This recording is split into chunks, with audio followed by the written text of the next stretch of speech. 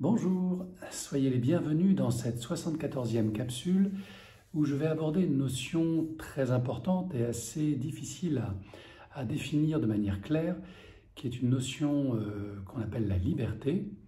Et c'est un sujet qui est non seulement d'actualité, puisqu'il s'agit de la liberté au sens absolu et la liberté au sens relatif.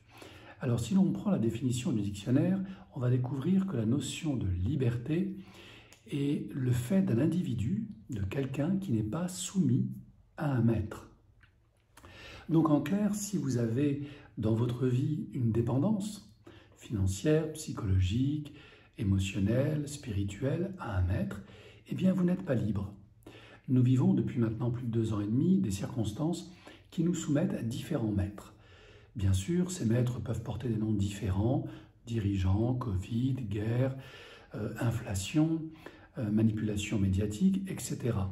Mais j'ai envie d'aller un peu plus loin avec vous aujourd'hui dans cette capsule et parler d'un maître invisible, qui est le maître générique de tous ces maîtres et sur lequel je souhaite aujourd'hui spirituellement, émotionnellement et intellectuellement attirer votre attention.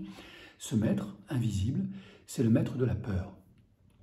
Donc en clair, ce qui est important de découvrir lorsque l'on est en mode réactif, donc en mode émotionnel, lorsque l'on se trouve dans une sphère de jugement contre les autres ou contre soi-même, eh bien, regardez l'élément majeur, l'énergie qui anime votre jugement, votre évaluation, votre opinion.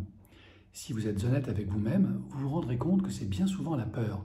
Et la peur est effectivement le maître absolu. Lorsque la peur est actionnée dans notre psychisme, eh bien nous évoquons, nous défendons, nous affirmons des vérités relatives au regard de nos choix personnels, de nos conditionnements, bien évidemment de nos peurs, de notre culpabilité et bien sûr de nos doutes et de nos croyances. À partir du moment où nous faisons allégeance à ce que nous croyons être vrai, nous affirmons une vérité relative. Et dans ce cadre-là, tout le monde a raison. Tout le monde a raison selon sa propre carte du monde. Il peut être intéressant d'élever le sujet en allant explorer ensemble, si vous le voulez bien, la vérité absolue. Existe-t-elle vraiment ou est-elle simplement une illusion? Les religions ont tenté de nous transmettre une forme de vérité absolue. Il n'y a qu'un seul Dieu. Dieu est omnipotent, omniprésent. Il conditionne notre destinée. Et les religions, bien sûr, ont essayé de nous faire croire et de nous faire adhérer à cette croyance, à cette vision du monde et de l'univers. Et elles ont utilisé, bien sûr, le biais de la vérité absolue. En clair, une vérité que l'on ne peut pas négocier, critiquer, relativiser, nuancer ou même rejeter sous peine de mort. Eh bien, allons un peu plus loin. Cette vérité absolue, si elle existe, à quoi ressemblerait-elle? J'ai envie, ici et maintenant, de raisonner par l'absurde. Imaginons par exemple que cette vérité absolue est totalement exempte de peur. Si l'on croit en quelque chose, c'est qu'il y a une peur en nous. Donc pour accéder à la vérité absolue, nous ne devons ni croire, ni avoir peur. Ok, cette vérité absolue nous permet déjà de nous éloigner de ce qu'on appelle la vérité relative. Donc, allons un peu plus loin. Existe-t-il une vérité absolue?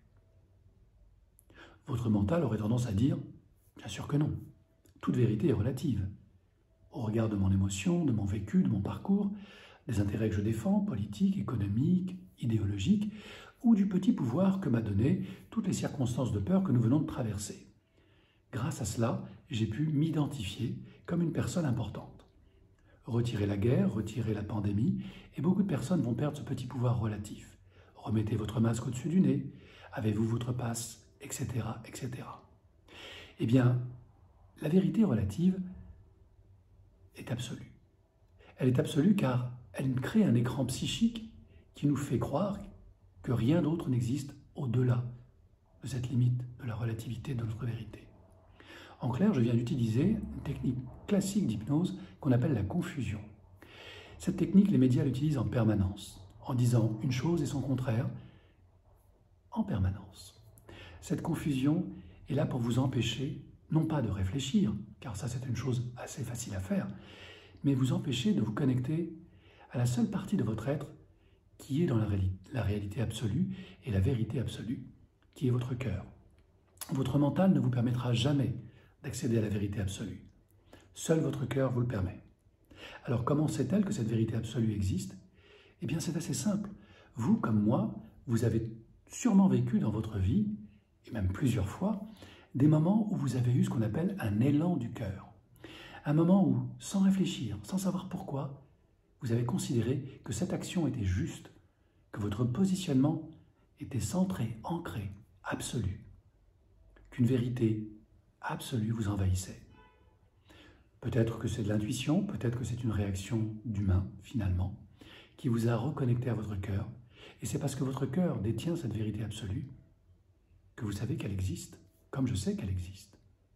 La difficulté est de rester connecté à sa vérité absolue, à son divin en soi, à cette force d'amour qui transcende tous les conditionnements, toutes les manipulations, tous les lavages de cerveau. Rappelez-vous, si vous voulez rester libre, n'obéissez à aucun maître, même pas à votre mental, même pas à votre tyran intérieur. Revenez libre en vous connectant à votre cœur, à l'amour profond que vous avez de vous-même et des autres.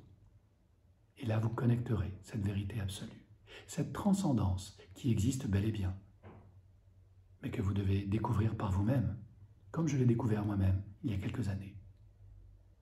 Ainsi donc, je vous propose de vous armer de patience, car ces événements vont continuer, s'aggraver, bien évidemment, jusqu'à ce que tous les hommes et toutes les femmes de bonne volonté unissent la vibration de leur cœur.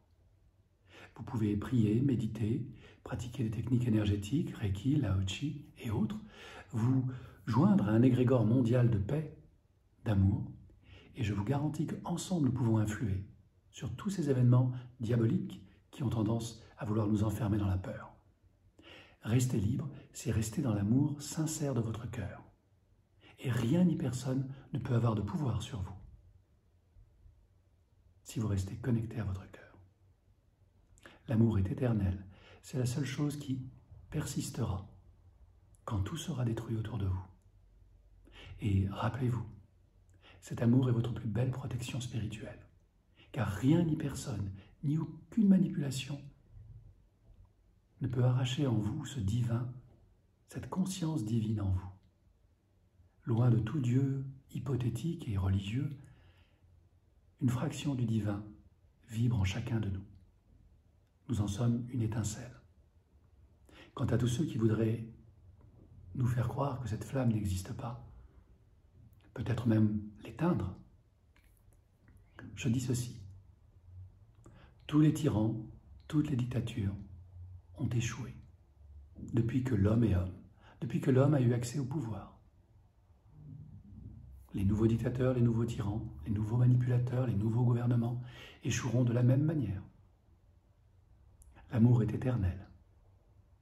Tout est amour. Connectez-vous à votre cœur et vous aurez la réponse. Tout le reste n'est que manipulation maladroite d'enfants aveugles qui gouvernent par la peur. Restez dans l'amour et tout se passera bien. Namasté.